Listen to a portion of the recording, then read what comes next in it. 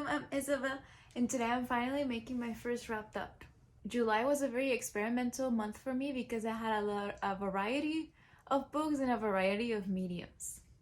So today I have 4 books for you with their recommendations and my first impressions about them. I do have my notes, but it's not a polished, digested review. I like it, I dislike it, I recommend it, and the rating. So let's start.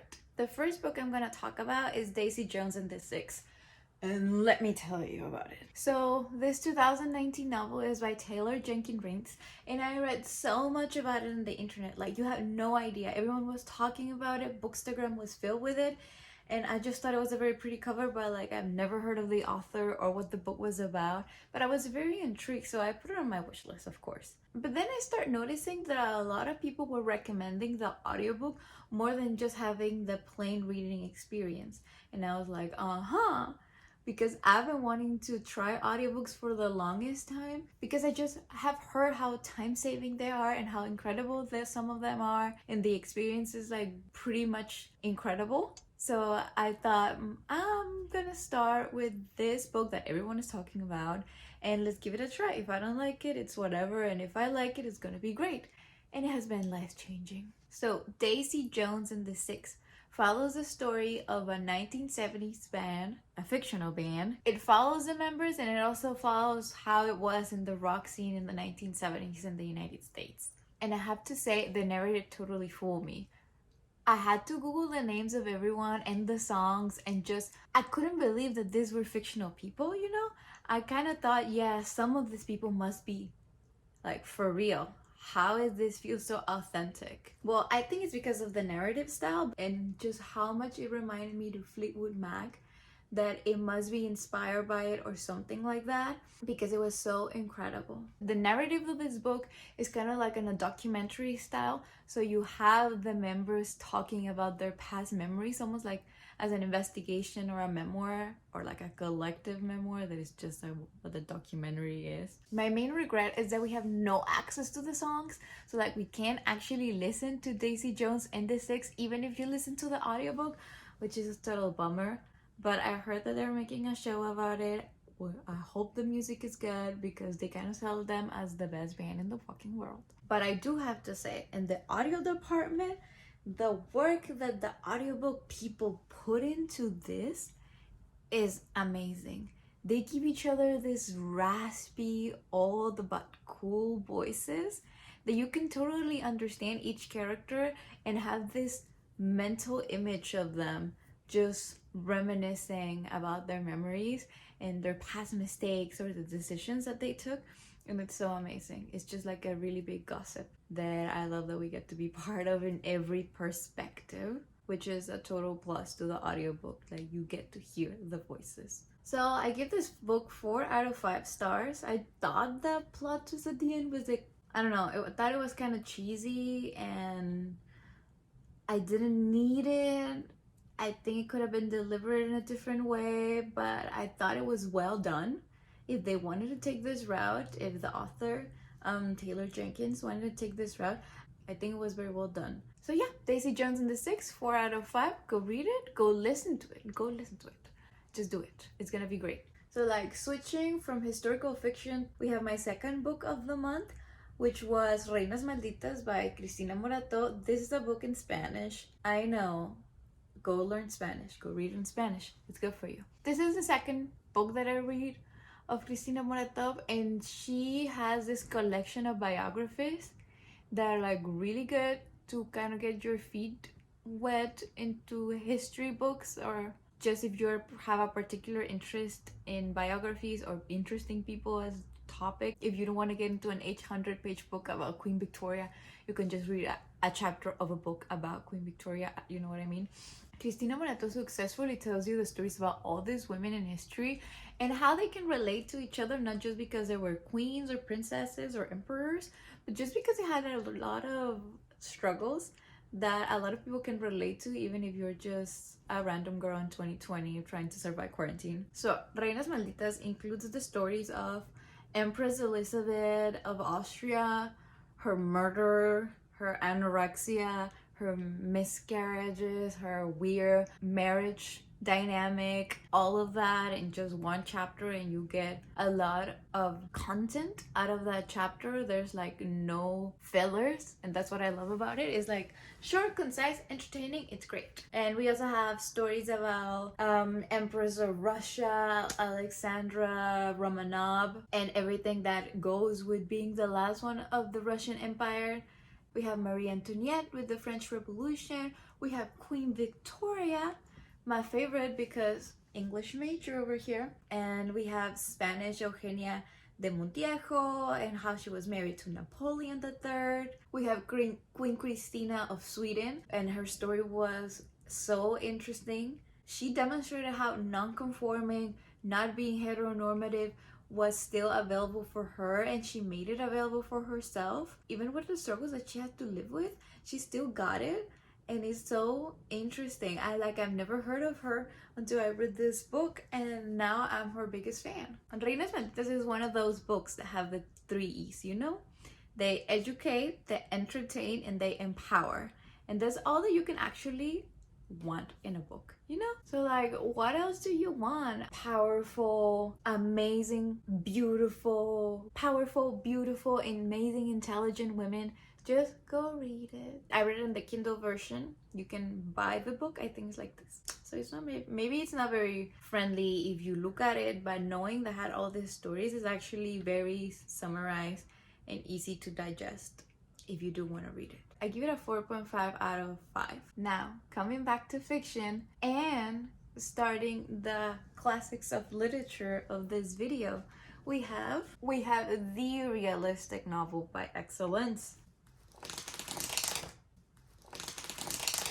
I finally read Anna Karenina by Leo Tolstoy, and let me tell you, this novel, originally published in 1877, is considered one of the best novels out there in any language. Like, originally in Russian, translated to like every language that you can think of, this is the novel. People always say Anna Karenina is the novel that you need to emulate and learn and love and read to understand what the realistic movement in literature was. So I was very curious to start reading it. I was afraid because I tried reading it before in high school. It was a book translated to Spanish. It was from the library, and I couldn't pass 20 pages because I got bored. But I think it was a translation, because that didn't happen this time. But I was also afraid that it wouldn't live up to War and Peace.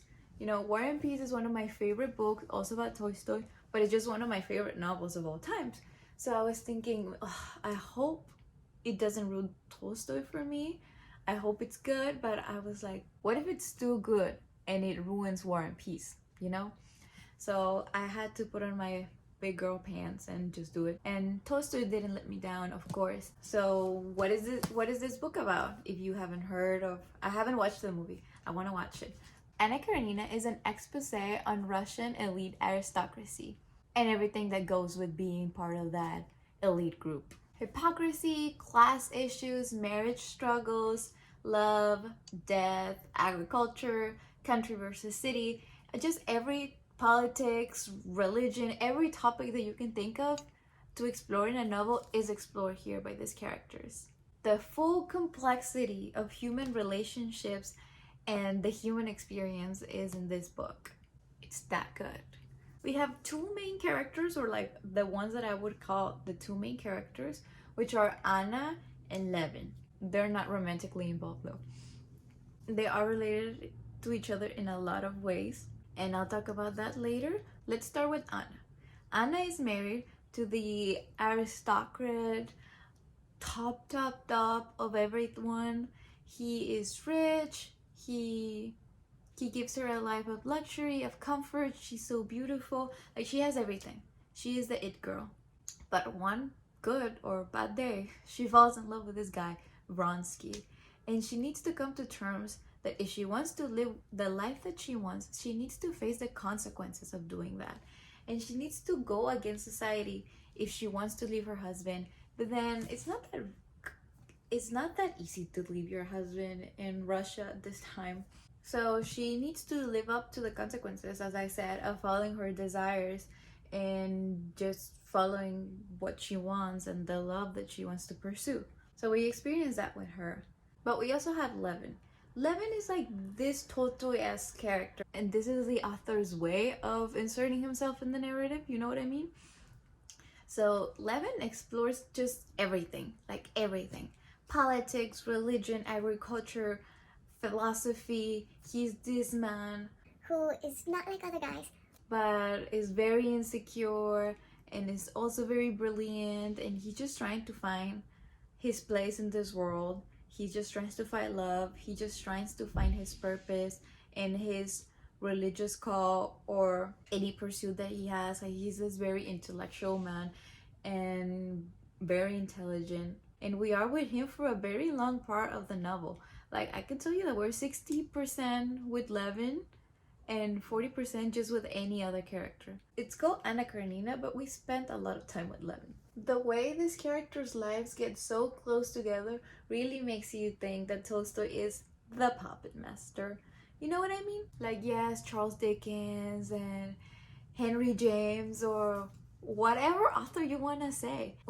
Even when we have a shit ton of characters and a shit ton of things coming and happening to them, this novel really gives us a round experience and an open window to this universe that they were like, with every day and every year, it just appears farther and farther away from us.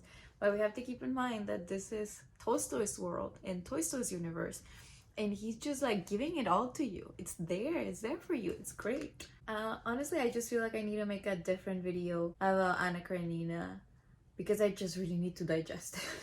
It's been a trip. It's like what is it, like 817 pages. I really need to digest it, and you really need to go read it. I'll give it a 4.5 out of 5 because it is very long. I don't take that the wrong way. I'm not complaining it's long, but it has a lot of dull moments. They're beautifully narrated, and the language is just amazing, and he's so talented. Don't get that wrong, but they don't move the plot.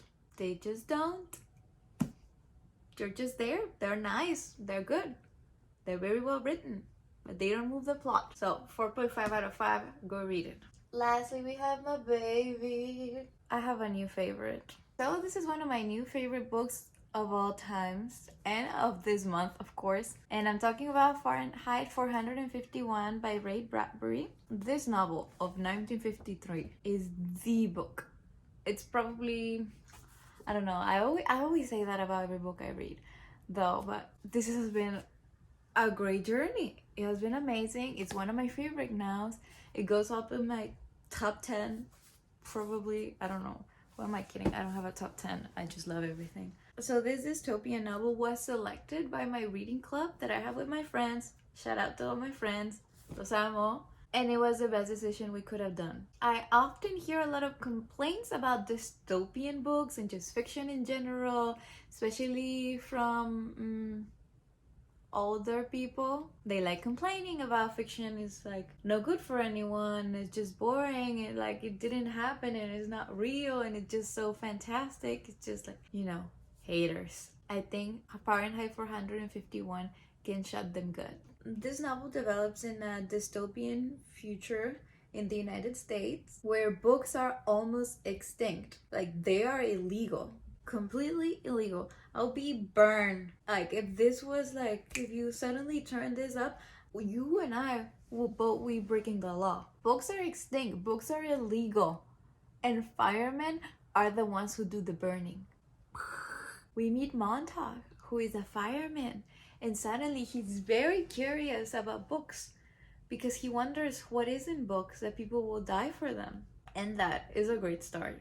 We go with Montag while he tries to fulfill his illegal curiosity. It's just so amazing. Like, even if you don't like books, even if you're not a book person, which I don't think you are if you're watching this video, honestly, but even if you're not a book person, Fahrenheit 451 makes you believe that books are the most precious thing ever. The premise is simple and is based on true events. Book burning has happened in almost in every freaking country throughout history, and this novel has actually been banned a couple of times.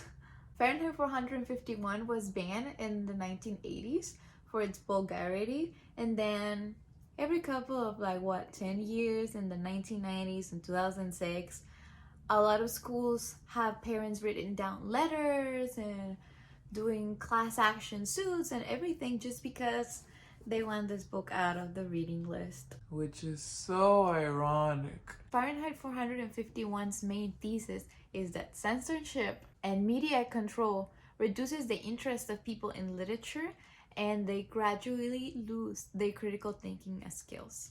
Interestingly enough, this book sees some of the technological advantages that we have now, like flat screen TVs, earbuds, streaming, and the media impact on human development.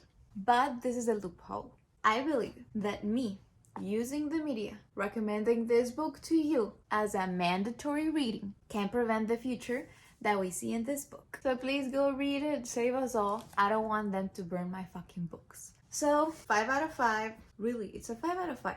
I can't give it less, you know? I was crying, I was highlighting, I was getting all the references. So please go read it, go read it, go read it. So final thoughts.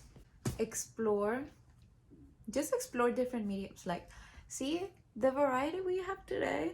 We had historical fiction, we have history, we have a classic Russian novel, we have a classic American dystopian novel, and we have physical books, we have electronic books, we had an audiobook. Just consume literature. That's what I have to say. Consume it in any form, in any way that you want it. So I think this is all. Follow me on my Goodreads if you don't want to wait until every end of the month to see what I have been reading. You can just see it. I update it daily. And if you have any questions, you can always leave them down below. You can follow me on all my social medias. So I'll see you. Keep reading. Bye-bye.